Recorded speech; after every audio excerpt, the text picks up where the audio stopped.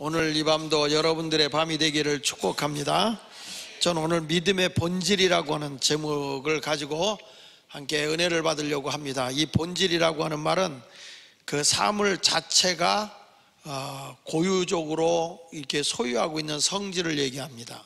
그러니까 인간의 본질, 그러면 인간성의 그 본래의 모습을 우리에게 말해주고 있는 것과 같은 것이죠. 그래서 오늘은 믿음의 본질이 뭐냐, 이 내용을 가지고 함께 생각해 보려고 합니다. 예수님은요, 믿음이 없는 사람은 책망을 하고 믿음 있는 사람은 칭찬을 해요. 믿음이 없는 사람은 어떤 증거도 나타나지 않고 믿음 있는 사람은 하나님의 역사가 임합니다. 이 믿음이라는 것은 쉽게 말해서 하나님을 알고 믿는 거예요. 그냥 지식적으로 아는 게 아니라 경험으로 하나님을 알고 그냥 신뢰하고 따라가는 것, 그게 믿음이거든요. 성경에 보면 그 예수님이 제자들과 함께 배를 타고 가다 풍랑을 만납니다. 큰 풍랑을 만났을 때 저들의 생명의 위협을 느끼잖아요. 그때 주무시고 있는 예수님을 흔들어 깨워요. 흔들어 깨우니까 예수님이 일어나셔서 바람과 바다를 꾸짖으시면서 두려움에 떨고 있는 제자들을 향해서 책망한 적이 있어요. 성경 말씀 마태복음 8장 26절에 보니까 예수께서 이르시되 뭐라고 그랬죠? 어찌하여 무서워하느냐, 믿음이 작은 자들아. 아니, 예수님과 함께 하고 있는데, 내가 너희와 함께 하고 있는데 뭘 풍랑이 왔다고 무서워하느냐, 이 믿음이 적은 자들아. 나를 끝까지 신뢰하면 내가 알아서 해줄 텐데. 마가복음 4장 40절에도 똑같은 말씀이 나오거든요. 거기 보면 시작, 이에 제자들에게 이르시되 어찌하여 이렇게 무서워하느냐, 너희가 어찌 믿음이 없느냐. 마태복음 8장에서는 믿음이 작은 자라고 했고, 마가복음 4장 40절에서는 너희가 어찌 믿음이 없느냐, 이렇게 말씀을 하셨어요. 그러니까 제자들이 풍랑이 왔을 때 무서워서 떨면서 예수님 우리 죽게 된 걸 돌아보지 않습니까? 예수님 모시고 살면요, 이게 이렇게 가다가 어려움이 올 수도 있어요. 힘든 일이 올 수 있어요. 그러나 지나고 보면 좋게 돼요. 요셉이라는 사람이 꺾이고 힘든 일, 억울한 누명 쓰고 가도 지는 것 같은데 하나님이 함께 하니까 다 승리하더라고요. 노아가 방주를 질 때 모든 그 동네 그 주변의 사람들에게 완전 왕따 당하거든요. 미쳤다는 소리 듣거든요. 그 별소리를 다 들어도 하나님이 함께 하니까 나중에 가서 승리하고 산 사람은 하나님이 함께 한 자예요. 우리가 믿어서 뭐 일사천리로 그냥 딱 상향선만 타고 쫙 올라가기만 해도 괜찮은데, 이게 올라갔다 내려갔다 올라갔다 내려갔다 하는 거예요. 비행기를 타보신 분은 알지만 그 고도에 딱 올라가서 쫙 가다가도 기류가 이렇게 이 기류가 이게 떨어지면요, 비행기가 뚝 떨어졌다가 갑자기 기류가 올라가면 싹 올라가기도 하고 그래. 그러니까 비행기가 그냥 수직으로 떨어지는 경우도 있거든요. 그래도 사람들이 놀래고 자지러지고 막 괴성을 질러도 안 떨어져. 근데 끝까지 이렇게 비행기를 오랫동안 조종해 본 사람들은요, 그냥 비행기가 가다가 갑자기 툭 떨어져도 때가 왔구나 그러고 말아. 뭘 경험을 해봤어야 알든지 말든지 하는데, 그러니까 우리도 하나님을 믿는 사람이 가다가 주님과 늘 동행하고 살아요. 주와 같이 가요. 주와 같이 길 가요. 찬송도 부르면서 가요. 가다가도 힘들고 주저앉을 때가 있고 어려움이 올 수 있어요. 그래도 믿음을 가진 사람은 실망하는 게 아니에요. 왜? 하나님이 나를 건져줄 걸 믿으니까.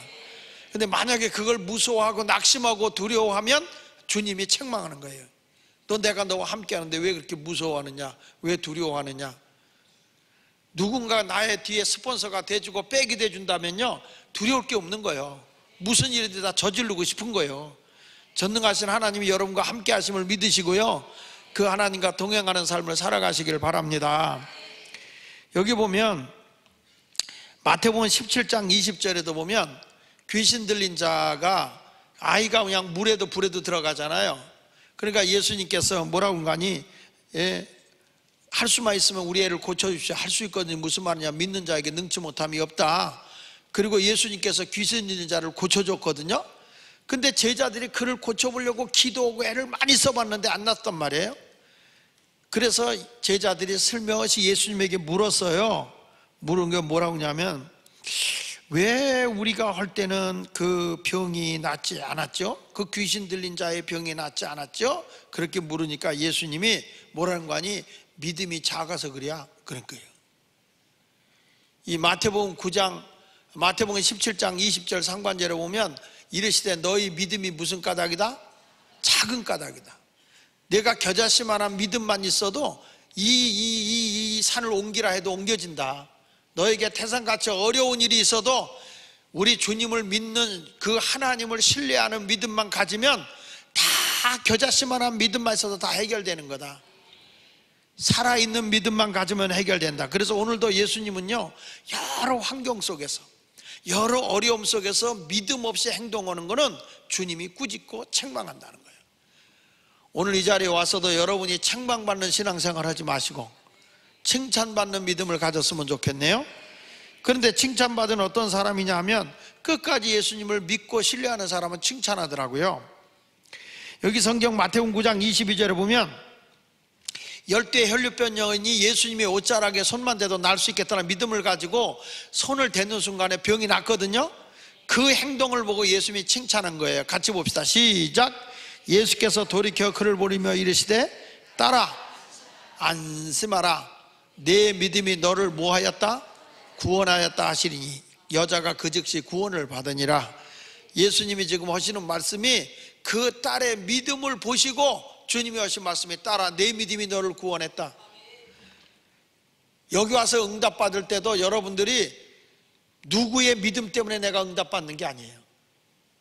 오늘 말씀을 들을 때 내가 믿음이 생기면 하나님이 내 믿음을 보고 응답해 주시는 거예요. 내 믿음을 보고 구원해 주시는 거예요. 내 믿음을 보시고 병도 고쳐주시는 거예요. 그러니까 오늘도 주님이 여러분을 칭찬해 주길 바라요. 아무개야 내 믿음이 너 구원했다. 이렇게 내 믿음이 너의 모든 문제를 해결했다. 이렇게 인정받는 성도가 되시길 바랍니다. 여러분 백부장도 마찬가지잖아요. 예수님 말씀만 하세요. 그럼 내가 순종할게요. 나는 군인인데 이대로 가라 그러면 가고 오라면 오고 하라 하면 합니다. 예수님 말씀만 하면 내가 그대로 할게요. 그랬더니 내가 이스라엘 백성 중에서 이만한 믿음을 가진 자를 보지 못했다는 거예요. 그래서 마태복음 8장 10절을 같이 읽어볼게요. 시작. 예수께서 들으시고 놀랍게 여겨 다른 자들에게 계시되 내가 진실로 너에게 이르니 이스라엘 중 아무에게서 이만한 믿음을 뭐했다? 보지 못했다는 거예요. 그러니까 주님의 말씀을 끝까지 신뢰하고 믿고 가겠습니다 하면은 주님도 인정해. 그러니까 믿음이 인정받으니까 백부장의 믿음을 보시고 그 하인의 병을 고쳐주시는 거예요. 오늘도 여러분 누구 때문에 병이 낫는 게 아니야. 주님은 내 믿음을 보시고 역사하는 거예요. 작은 믿음이라도 살아있는 믿음이 있으면 하나님은 그 믿음을 보고 역사하시는 거예요. 우리 모두가 믿음의 사람이 되길 바랍니다. 그러니까 사람이 작게 믿는 사람은 작게 믿는 거, 크게 믿는 사람은 크게 믿는 거예요. 히브리 기자가 말한 것처럼 믿음은 오늘 본문에서 두 가지로 요약하잖아요. 그게 뭐냐? 믿음은 바라는 것들의 실상이고 보지 못하는 것들의 증거라는 거예요. 한마디로 뭐냐? 믿음이 뭐냐? 첫 번째는 믿음은 바람이다. 믿음이 뭐냐? 바라는 거다. 그걸 다시 말하면 믿음은요 바람이라는 거 이거예요. 따라합시다. 믿음은 소망이고 실체다. 다시 믿음은 소망이고 실체다. 허상이 아니야. 허상이 아니라고요. 이 추수 때 되면 허수아비 세워놓잖아요. 허수아비. 허수아비는 실상이요 실체요 허상이요. 허수아비는 실체요 허상이요. 허수아비는 왜 세워놓은 거예요?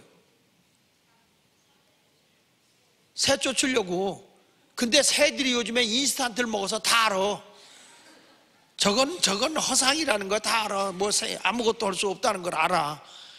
근데 사람이 서 있으면 안단 말이에요. 그러니까 우리가 실체냐 허상이냐. 내가 여기서 보면 믿음이 뭐냐? 그러면 믿음은 바라는 것들의 실상이다. 그 말은 내가 믿음으로 바라는 것이 실제로 나타난다는 거예요. 실제로.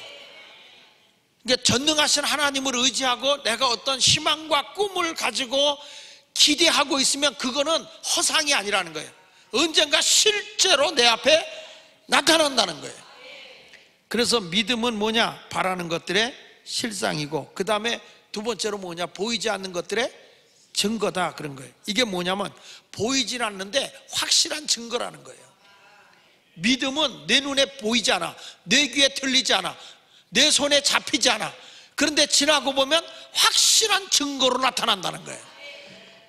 그래서 믿음을 크게 히브리 기자는 두 가지로 본 거예요. 믿음이 뭐냐? 바라는 것인데 그 바라는 것은 허상을 바라는 게 아니라 실체를 바라는 거다.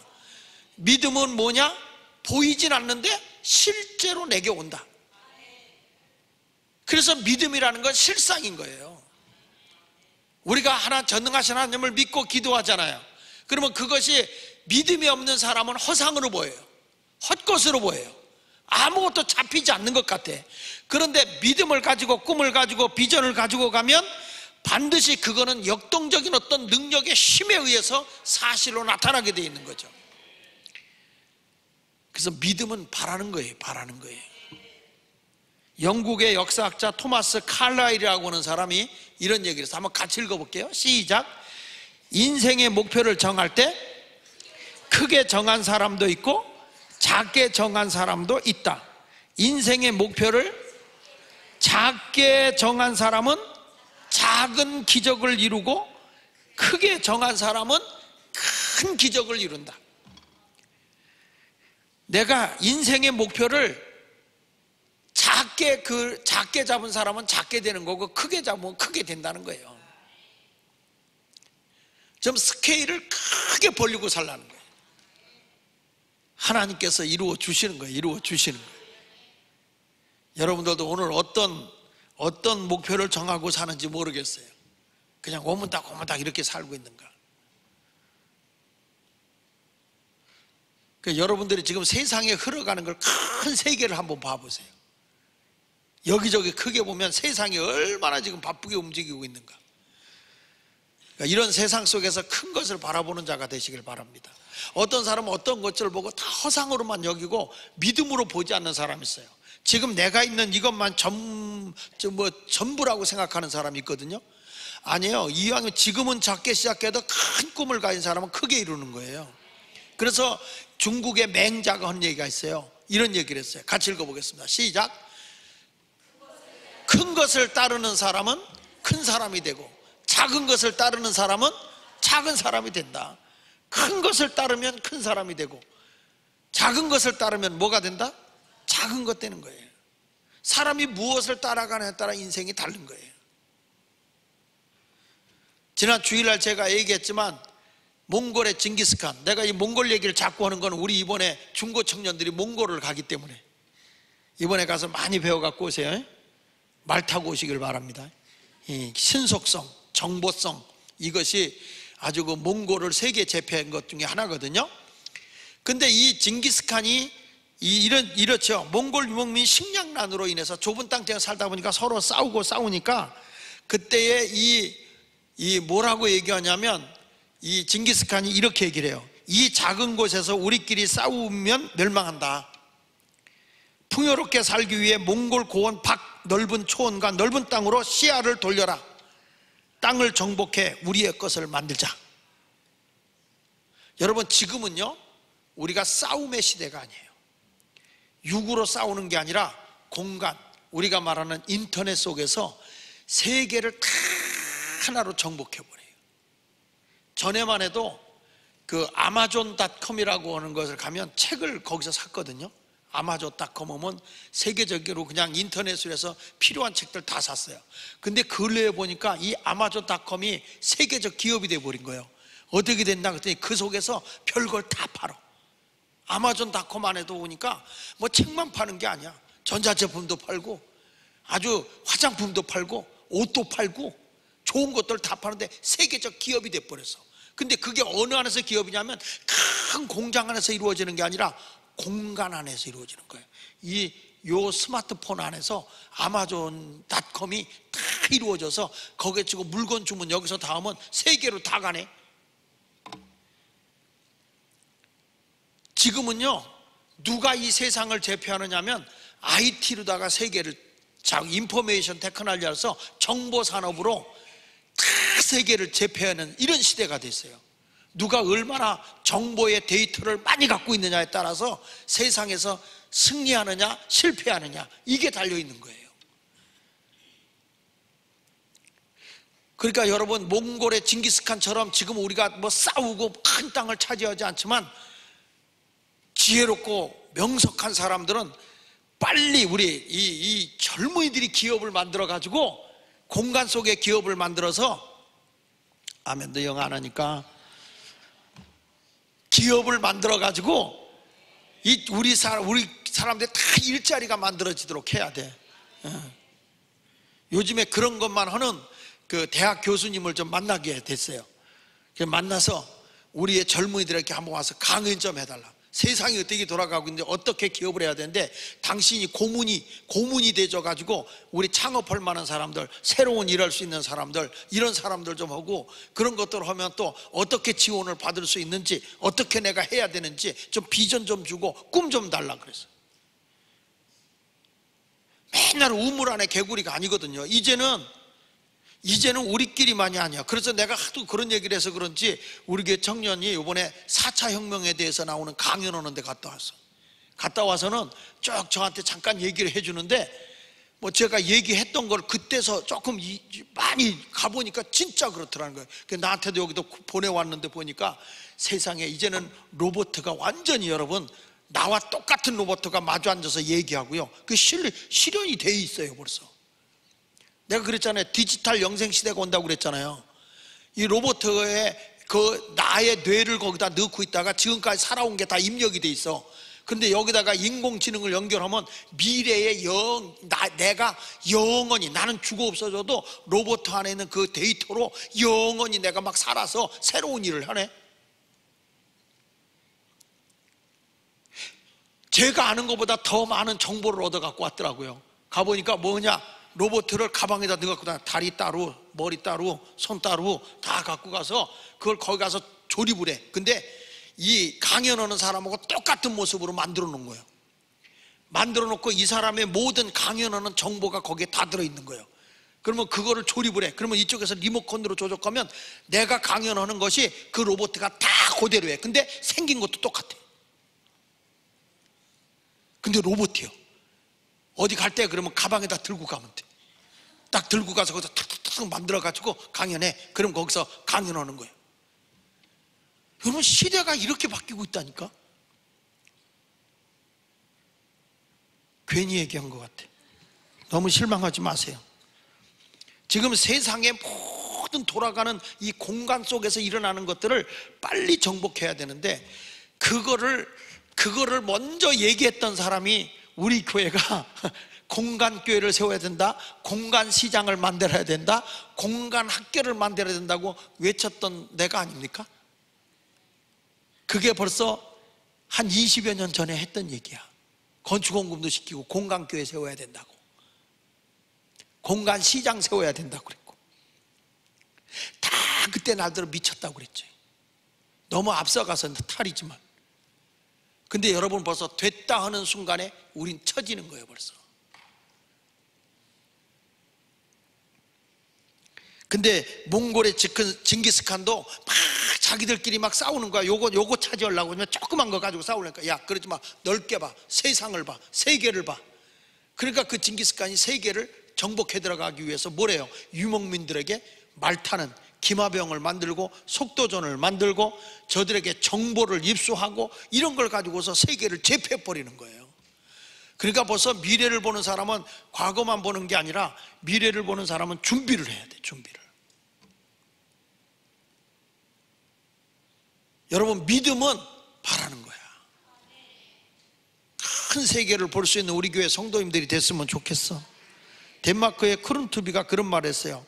전쟁에서 패전국이 됐을 때 가장 부녀자들은 거지같이 살고 남자들은 낙심해서 술만 먹고 술주정뱅이가 되고 다들 절망하고 앉아있는 거야. 막 낙심하고 누가 뭐라 하면 그냥 네가 나 보태준 거에서 싸우고 말이죠. 누가 좀 좋은 얘기하면 너나 잘해 그러면서 막 배타적인 거예요.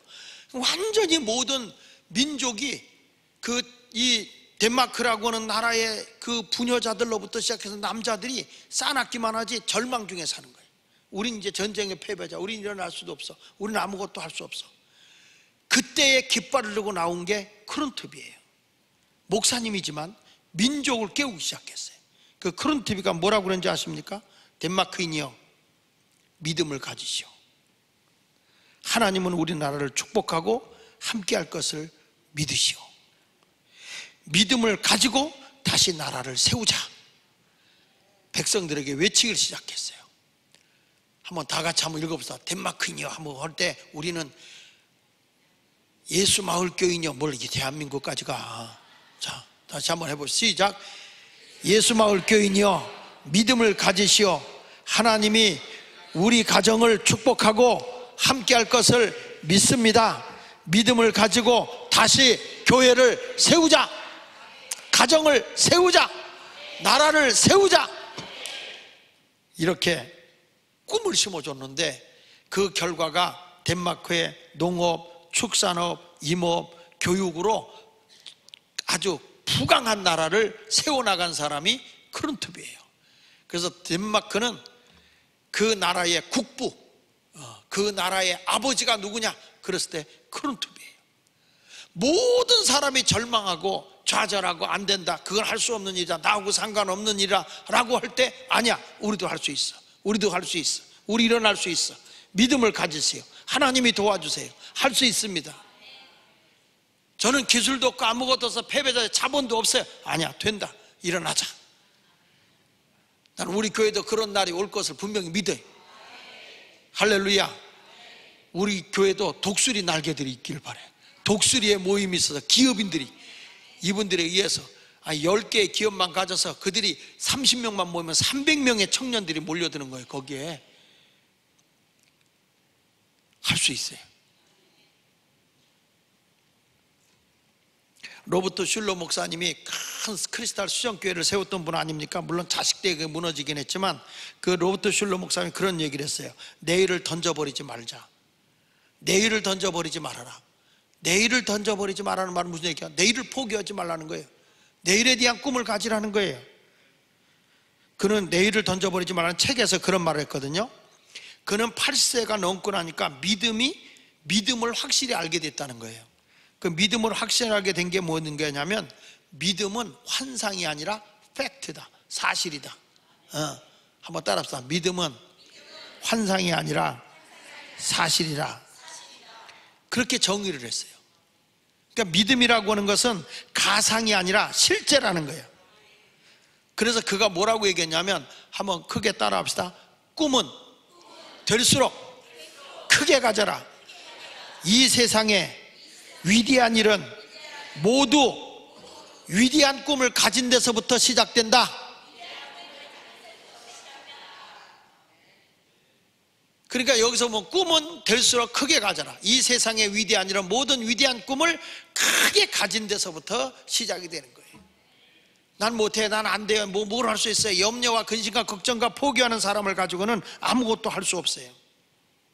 그래서 인간이 뭐냐 그랬을 때 항상 절망을 생각하는 게 아니라 가능을 생각하고 가는 사람이라고 봐요. 따라 한번 합시다. 신앙은 사실이지 환상이 아니다. 다시, 신앙은 사실이지 환상이 아니다. 그러니까 사실적인 걸 가지고 가야 돼. 자, 그래서 오늘 믿음의 본질에 대한 얘기를 다시 한번 하려고 하는데, 전 이렇게 하겠어요. 믿음의 본질이 뭐냐? 희망의 힘이다. 첫째로 따라합시다. 믿음은 희망의 힘이다. 성경 말씀 히브리서 11장 3절 오늘 본문에 그렇게 말하잖아요. 믿음으로 모든 세계가 하나님의 말씀으로 지어진 줄 우리가 안다. 주님이 말씀으로 천지를 창조하셨다, 그 말이에요. 따라합시다. 보이는 것은 나타난 것으로 말미암아 된 것이 아니니라. 여기서 보면 믿음으로 모든 세계가 하나님의 말씀으로 지어진 걸 알지만, 나타난 것이 꼭 우리에게 어떤 한 보이는 것으로 나타난 것만 아니라는 거예요. 보이지 않는 것 같은데 나타났다는 거예요. 더 메시지 성경에는 이렇게 말하고 있어요. 더 메시지 성경에 같이 읽어볼게요. 시작. 믿음으로 우리는 세상이 하나님의 말씀으로 존재하게 되었고, 보이는 것이 보이지 않는 것에 의해 창조되었음을 압니다. 다시 한번 보세요. 보이는 것은 뭐라고 했어요? 보이지 않는 것에 의해 창조되었음을 압니다. 아무도 모르는데 지나고 보면 그게 창조가 되어 있어요. 그림만 그려 있는데 그게 그려진 대로 이루어지잖아요. 설계도대로 건물이 나타나지지 않아요? 세상의 모든 것들이 다 마찬가지라는 거죠. 우리가 보이지 않는 믿음으로 새로운 세계를 바라보게 되면 나중에 가서 그게 사실로 실제로 이 세상에 나타나는 것이다. 그래서 믿음은 희망을 가지고 힘있게 살아가는 거다. 할렐루야. 따라합시다. 믿음은 힘이다. 믿음은 도덕도 아니고 도덕을 초월하는 것이고, 우리가 비행기가 뜨려고 하면 힘을 그냥 엔진을 가해서 떠야 되잖아요. 내가 이 세상에서 하늘의 것을 바라보려면 희망이라는 엔진을 달고 힘있게 가야 되는 거예요. 희망이 없는 사람은요 그냥 하루하루 살아가요. 하루하루. 내일이 없어요. 그런 사람은 힘이 없어. 맥할머리가 없어. 의욕이 없어. 그러나 뭔가 내일에 희망이 있어. 꿈이 있어. 비전이 있어. 그런 사람은 한 시간 한 시간이 힘이 있어. 열정이 있어요. 뭔가 이루어지게 돼 있어요. 그래서 우리도 희망을 가지고 하나님 말씀에 순종해야 돼. 왜냐하면 말씀 속에 약속이 있잖아요. 하나님 말씀대로 순종하면 된다는 거예요. 베드로야 깊은 데로 가봐 고기 잡는다. 그냥 믿음을 가지고 가는 거예요. 될 걸 믿고. 그런데 가니까 실제로 오는 거예요. 사실적으로 고기가 잡히는 거예요. 근데 보이질 않았어. 주님의 말씀만 들렸지. 그런데 될 걸 믿고 갔는데 잡혔다 이 말이야. 믿음은 허상이 아니야. 사실인 거지. 그래서 믿음의 본질을 분명히 알고 희망을 가지고 힘있게 살아가기를 바랍니다. 아브라함도 하나님 나라에 대한 희망을 가지고 산 거예요. 그러니까 힘있게 헌신도 하고 본토 친척 아비집도 떠나고 독자 이삭도 제물로 드릴 수 있는 거야. 왜? 죽은 자도 살리시는 하나님을 믿으니까. 성경 말씀 히브리서 11장 9절로 10절 볼래요? 시작. 믿음으로 그가 이방 땅에 있는 것 같이 약속의 땅에 거류하여 동일한 약속을 유업으로 함께 받은 이삭 및 야곱과 더불어 장막에 거했나니 크게 이는 그가 하나님의 계획하시고 지으실 터가 있는 성을 바라봤다. 여기 보면 아브라함이 어떻게 이렇게 그 본토 친척 아비집을 떠나고 그가 갈 바를 알지 못하면서 갔느냐? 단순하다. 하나님이 계획하고 있는 새로운 성이 있음을 자기는 바라봤다. 막연하게 간 게 아니라 하나님이 예비한 성을 바라보고 있는 거예요. 보이지 않아. 그런데 말씀을 믿고 나갔더니 실제적으로 그게 내게 나타나더라는 거예요. 세상에 많은 그 믿음의 사람들이 다 그렇게 소개되어 있잖아요. 그러니까 여러분들도 오늘 이 시간에 희망을 가지고 전능하신 하나님을 믿는다면 미래에 대한 희망을 가지고 힘있게 사세요. 예수 믿는 사람이 맥할머리 없이 살아간다면 그건 믿음의 사람이 아니야. 내일에 대한 비전도 없고 꿈이 없다면 그건 믿음이 아니야. 허상을 살고 있는 거예요. 헛것을 바라보는 허수아비 같은 존재야. 여러분 스스로 물어보세요. 너는 허수아비냐 실제냐? 하루에 3끼 밥 먹고 산다고 사람이 아니에요. 영적으로 하나님을 볼 때는 실제인 사람은 믿음을 가지고 희망을 품고 살아가는 힘 있는 사람을 얘기하는 거예요. 그러니까 하나님을 향한 믿음의 용사가 되기를 주 예수 이름으로 축원을 드립니다. 그런 의미로 우리 찬송 한 장 힘있게 불어보겠는데 542장 구주 예수 의지함이 심히 기쁜 일이다. 542장 우리 박수 치면서 한번 찬송을 불러보겠습니다.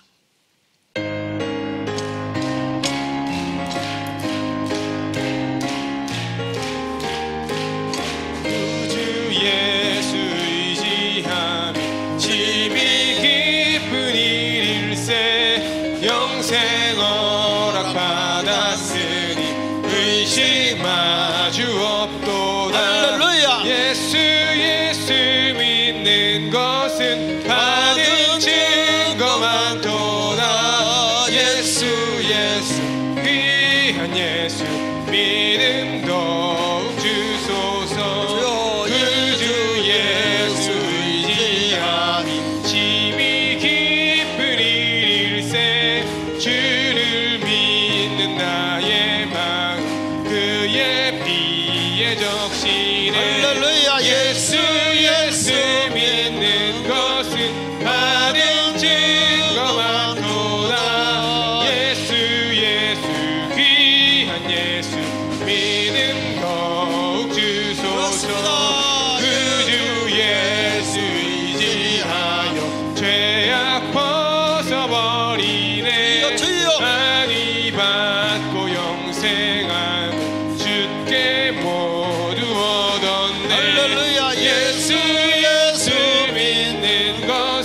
받은 증거만 도다. 예수 예수 귀한 예수 믿음 더욱 주소서.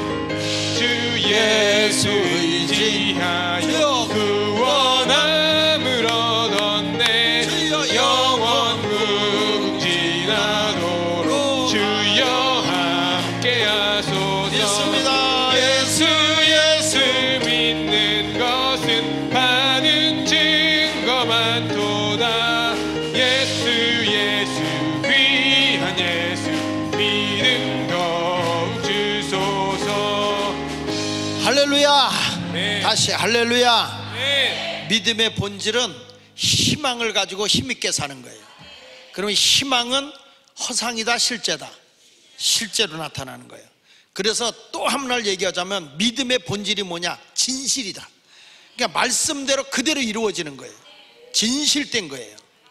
가식도 아니고 그것도 무슨 포장되어 있는 것도 아니에요.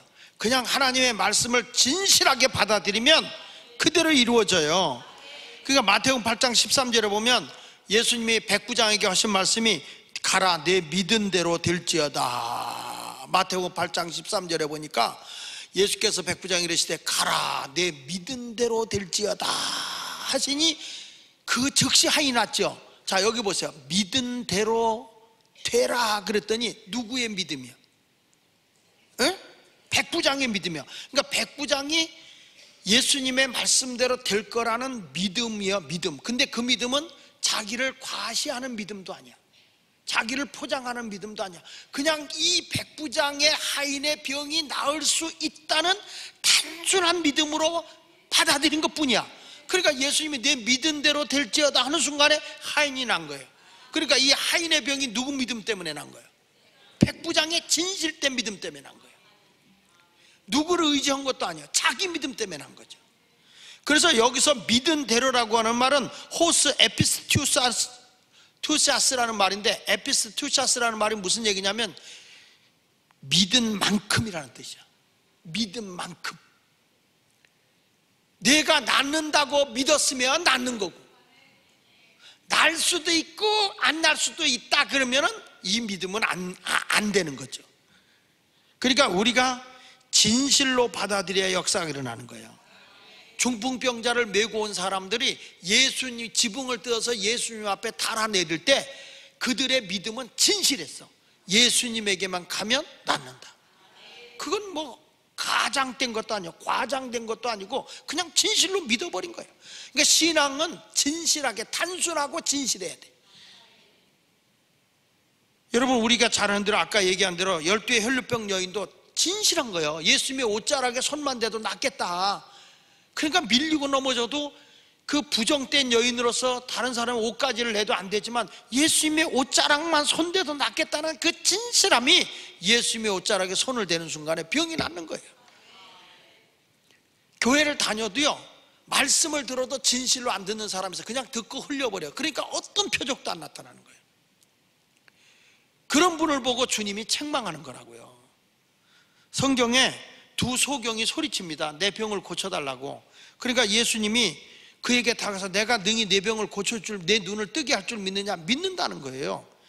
그러니까 예수님이 이런 말이에요. 마태복음 9장 29절로 30절 상반절에 보니까 이에 예수께서 그들의 눈을 만지시며 이르시되 따라합시다. 너희 믿음대로 되라. 다시 너희 믿음대로 되라. 아니, 우리 같으면 이렇게 말할 거 아니에요. 내가 내 능력으로 명하노니, 우리 하나님이시니까, 메시아니까 내 능력으로 면하느니, 내가 창조자다, 내가 너의 생명의 주관자다, 눈이 떠져라, 짱! 그랬으면 떠져야 될 거 아니야. 근데 주님이 그러질 않아. 내 믿음대로 되라. 내 믿음대로 되라. 그 말은 내가 나를 진실로 믿는다면, 내가 진실로 나를 믿는다면 내가 믿는 만큼 된다. 그래서 믿음의 본질이 뭐냐? 그러면 저는 사실 그대로 진실로 받아들일 때, 진실로 받아들일 때 역사가 일어나는 거예요. 우리 잘 아는 대로 회당장 야이로가 자기 딸이 죽었어요. 사람들이 와서 뭐라는 거 아니? 예수님 괴롭게 하지 말고 가서 장례 치르세요 그랬어요. 예수님이 그 소리를 듣고 뭐라는 거 아니? 백부장에게 뭐라고 했어요? 두려워하지 말고 믿기만 해라. 네가 진실로 나를 믿어봐. 그 얘기예요. 예수님이 야 걱정할 거 없어 내가 가서 고쳐줄게 이러지 않아. 예수님이 뭘 보기 원하냐? 우리 속에 진실한 믿음을 보기를 원해요. 누구 때문에 안 되는 게 아니야. 신앙생활은 교회 생활하면서 누구 때문에 신앙생활 못하겠다, 누구 때문에 걸려서 교회 다닐 맛이 없다, 교회를 다녀도 포기한다, 누구 때문이 아니라 주님은 여러분의 믿음이 진실하냐 거짓되냐 그거 보고 역사하는 거야. 왜 신앙생활하면서 목사님 때문에 시험 들고 장로님 때문에 시험 들고 너 집사 때문에 시험 들고 나 집사 때문에 시험 들어? 그럴 필요가 없는 거예요. 오죽 답답하면 예수님이 나로 인하여 실족하지 않는 게 복이 있다 그랬겠어요. 예수님 자신 때문에 실족하지 마라. 내가 나를 진실로 믿으면 그 믿음대로 하나님의 역사해 주는 거야. 그러니까 백부장에게 뭐라고 그래요? 두려워하지 말고 믿기만 하라. 마가복음 5장 36절 보세요. 예수께서 그 한 말을 곁에서 들으시고 회당장에게 이르시되 두려워하지 말고 믿기만 해라. 진실로 믿기만 해라. 근데 이 백부장이 믿어. 그리고 예수님을 모시고 갔는데 그 바람에 회당장 야이로의 딸, 죽은 딸이 살아난 걸 믿으시면 아멘 하세요? 그러니까 믿음은 진실로 받아들이는 거예요. 오늘도 주님은 여러분의 진실된 믿음을 보고 싶어요. 예수마을교회 성도들이 교회가 아무개 때문에 역사가 일어나는 게 아니라 여러분들에게 하나님의 증거와 표적 있는 삶을 살기로 한다면 여러분의 믿음을 보여야 돼. 주님 앞에 믿음을 보여드려야 돼. 나는 그래서 계속 여러분들에게 뭘 증거하는 거냐면 믿음은 들음에서 나기 때문에 그 말씀 속에서 말씀을 듣고 믿음이 아주 진실되게 여기서 일어나기를 원하는 거예요. 믿음이 일어나면 주님이 그 믿음을 보시고 내 믿음이 너를 고쳐준다, 내 믿음이 너를 복되게 한다, 내 믿음이 너의 앞날을 새롭게 한다.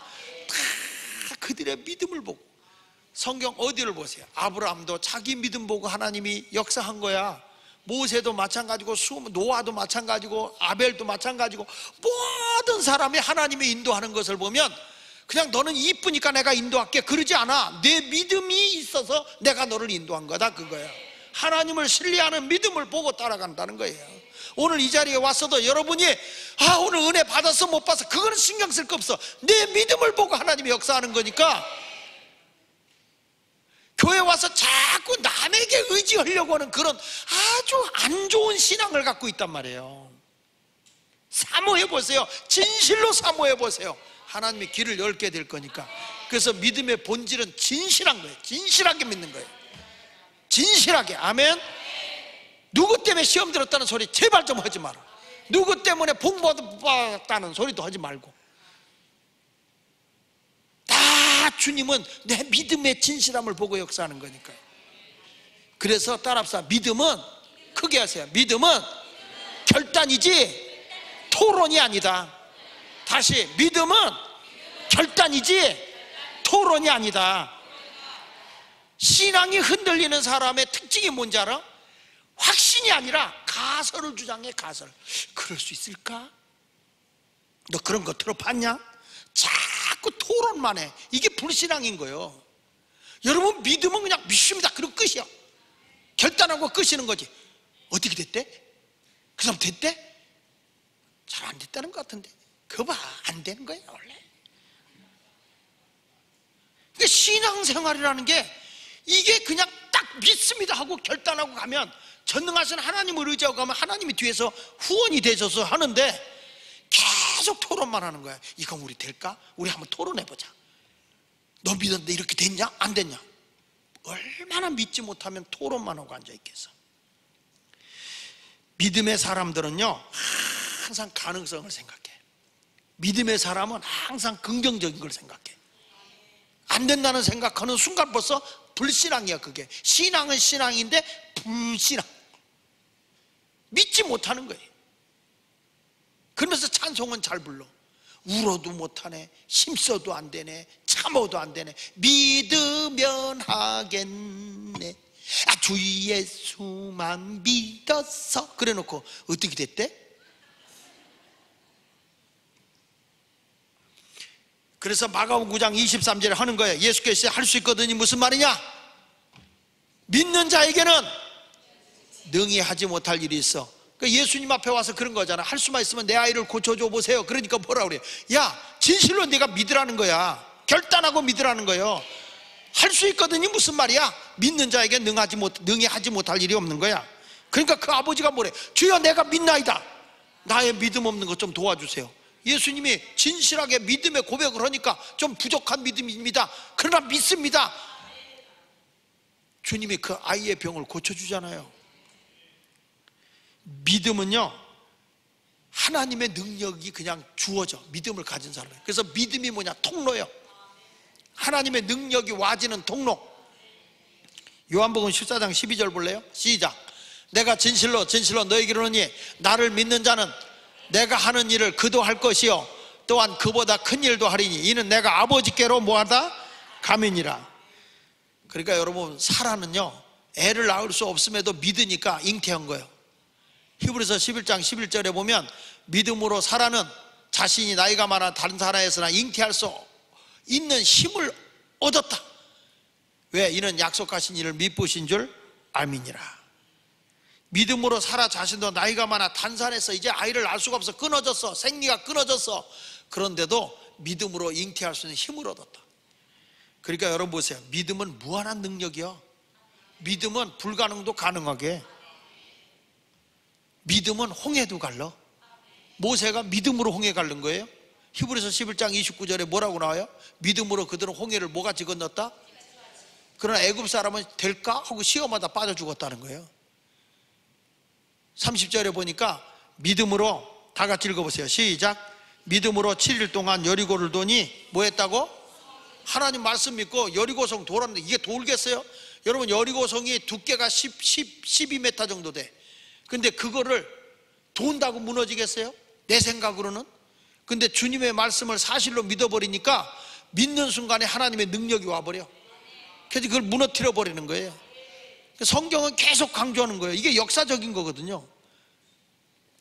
어떻게 무너진지 아시죠? 어떻게 무너졌어요? 지진이 왔어. 여러분, 거기 가보면요, 여리고성 발굴하는 데 가보면 땅속에 이 여리고성이 묻혀버렸어. 그거 발굴하고 있잖아, 파가지고. 그 여리고성 바로 맞은편이가 어떤 곳이냐면 예수님이 그 시험 받은 곳이요. 예수님이 시험 받은 곳인데 성전에서 뛰어내려 봐라. 근데 한국 목사가 대단한 게 그 예수님의 시험 받은 산 옆에 기도원 세워놨어.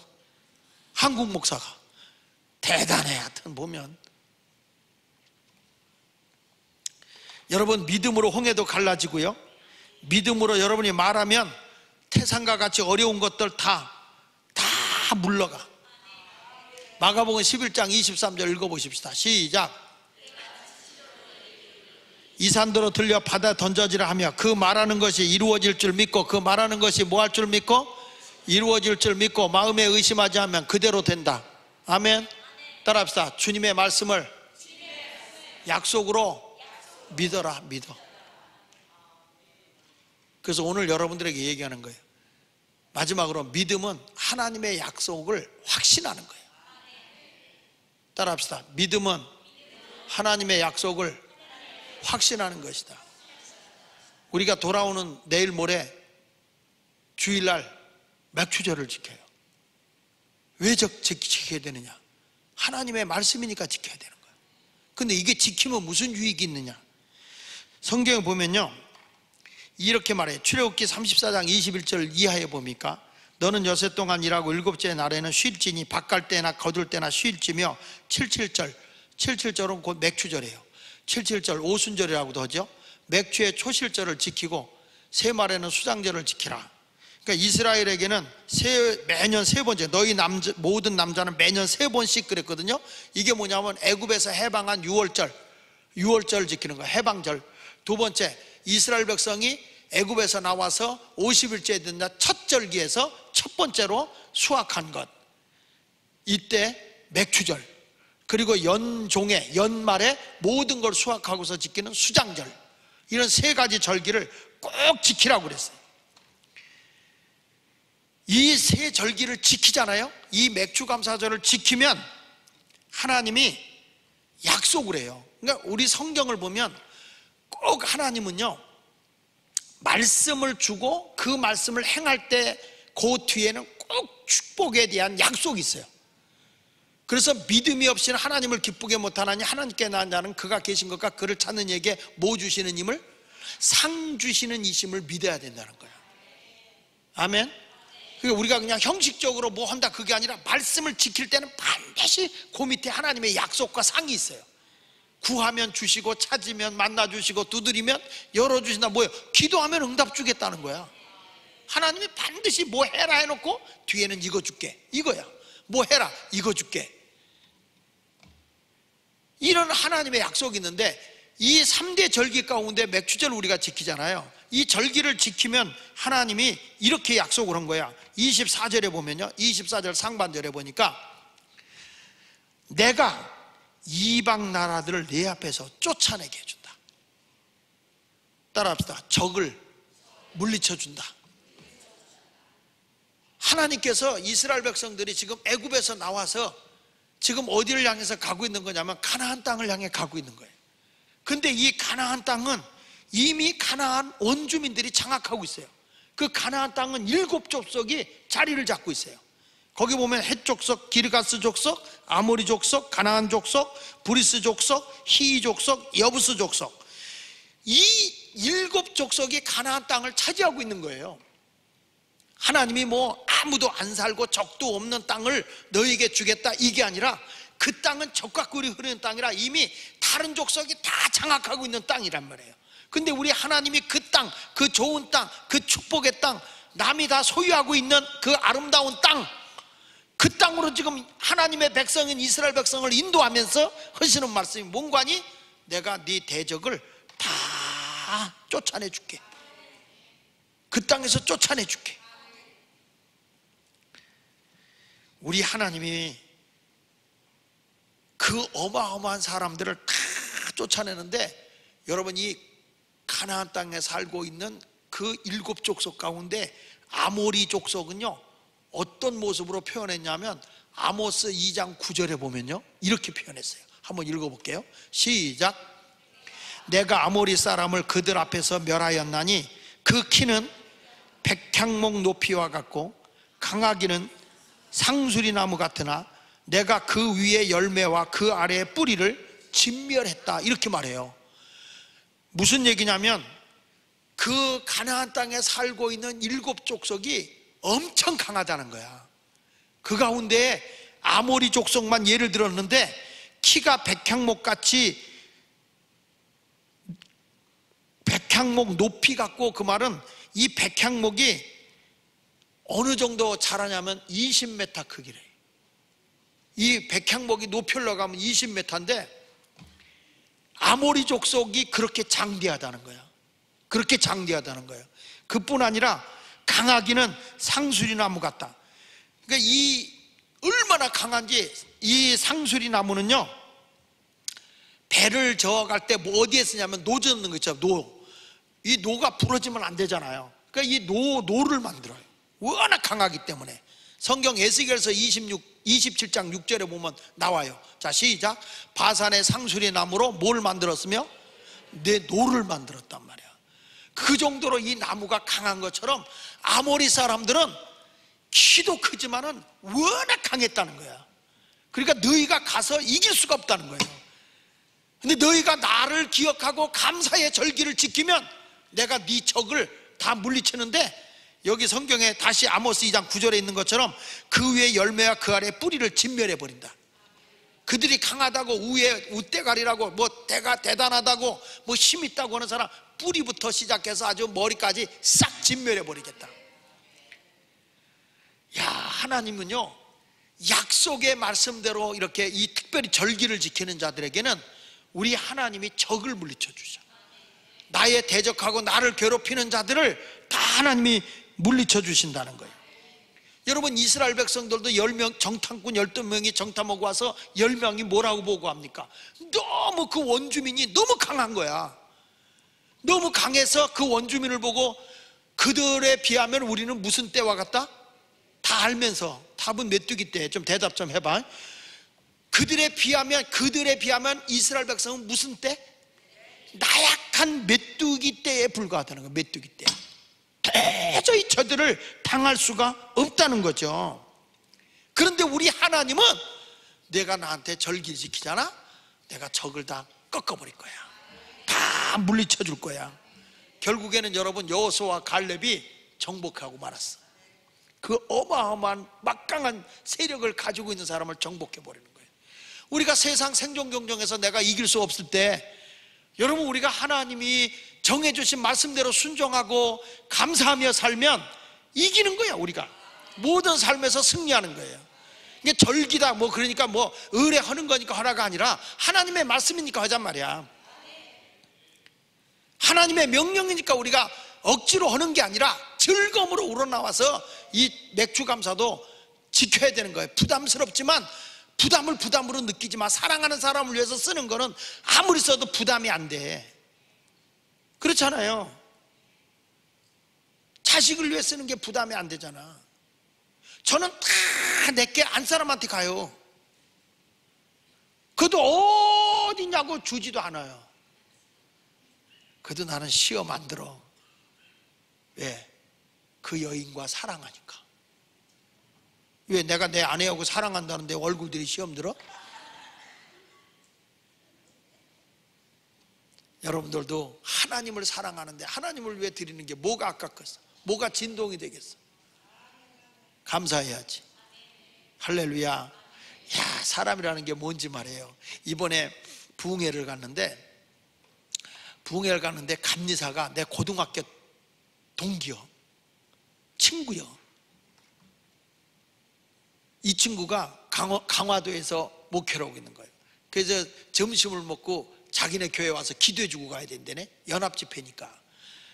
그래서 갔더니 예배당이 시골이라 그러는데 1000평이에요. 1000평. 대제 뭐 오이도 심고 막 심어 놓은 거예요. 오이가 막 잘 열렸어요. 그러더니 오이 좀 줄까? 오이 좀 줄까? 여러분 친구한테는 주가 나오는 순간에 닿다 그랬어요. 내가. 그러니까 뭐냐면 이거 초벌이라 오이가 이쁘지 않대. 괜찮아. 그래가지고 시커먼 봉다리에다가 따가지고 내가 그거 어저께 들고 올라가다 허리 부러지는 줄 알았네. 여러분 친구끼리 이렇게 만나니까 뭐 줄까? 부담이 없어. 부담이 없는 거야. 그러니까 사람이 마찬가지. 내가 우리 주님을 위해서 섬기는데 주님을 위해 드리는 게 왜 부담이 돼? 나를 사랑하시는 주님인데 아깝지가 않고 드려도 아깝지가 않은데. 오늘도 내가 그 친구한테 전화해가지고 오이 주고 시험 안 들었냐 그랬더니 더 따라오래.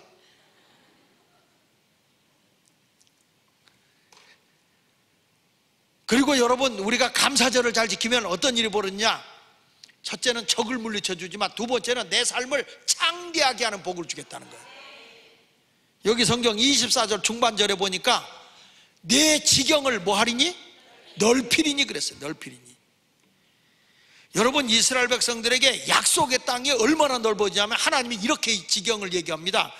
출애굽기 23장 31절에 보니까 내가 내 경계를 홍해에서부터 블레셋 바다까지 광야에서부터 강까지 정하고 그 땅의 주민을 내 손에 넘기리니 내가 그들을 내 앞에서 쫓아낼지니라.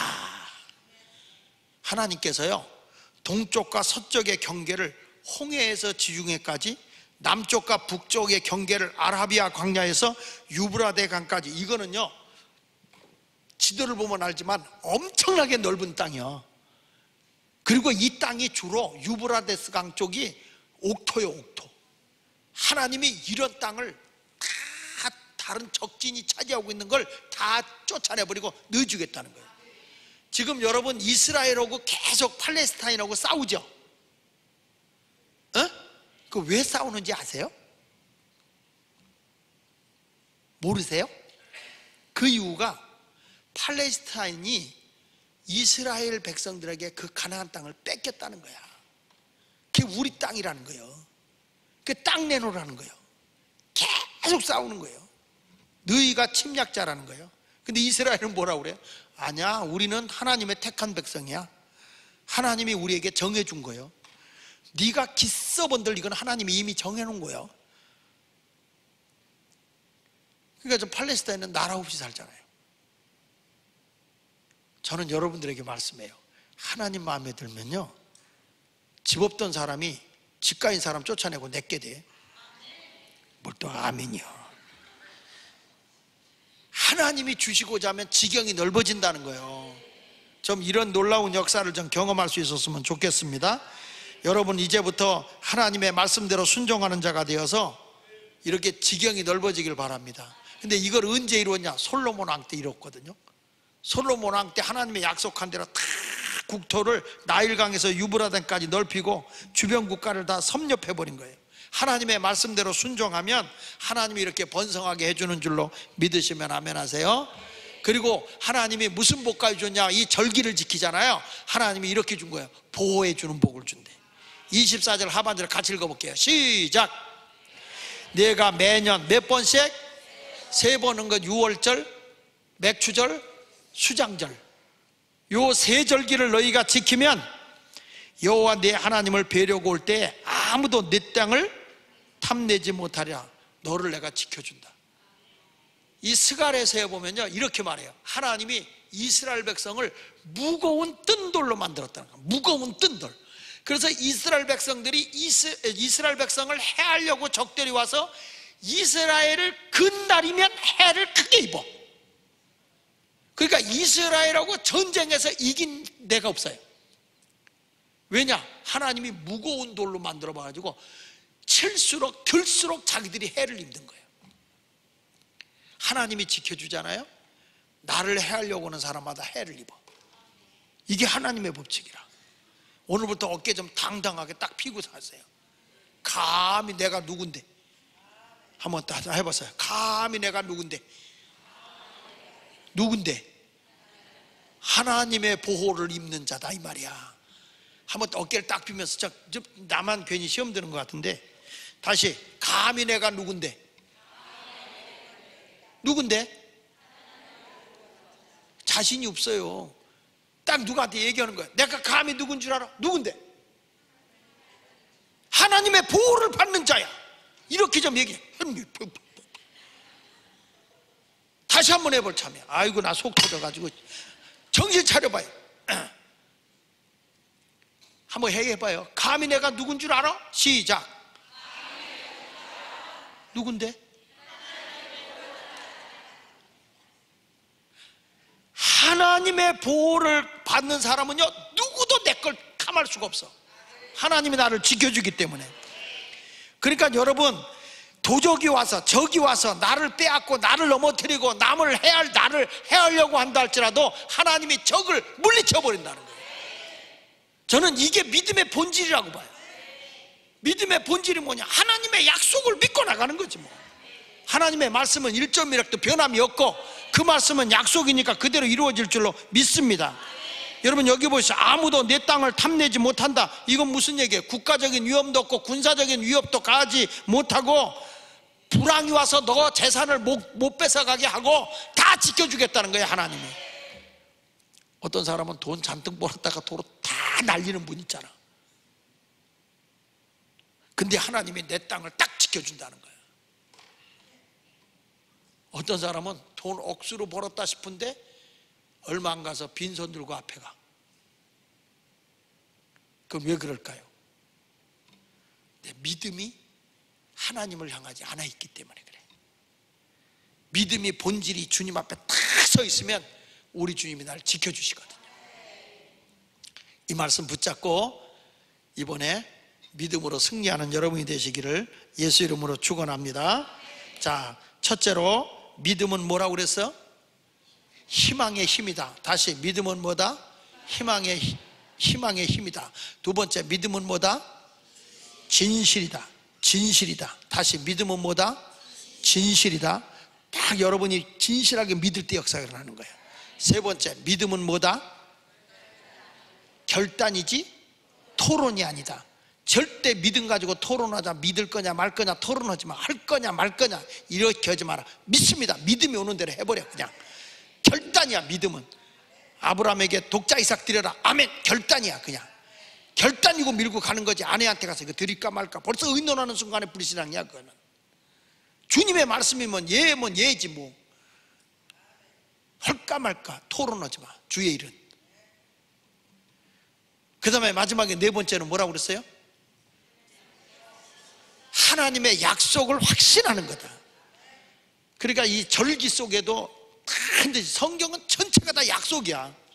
근데 이 약속을 굳게 지키면 틀림없이 이루어진대. 이번 절기도 맥주감사들도 그냥 막연하게 하지 말고 말씀을 딱 붙잡고, 오늘 말씀 붙잡고, 하나님 아무리 나보다 강한 자가 있어도 나보다 기업이 강하도 다 하나님이 꺾어버리고 너의 지경을 넓혀주고 너를 보호해주고 너를 다 지켜줄 거다. 이런 엄청난 하나님의 약속의 말씀을 확신하고 우리가 이번에 맥주감사도 멋있게 지켜 약속을 믿고 오란 말이야.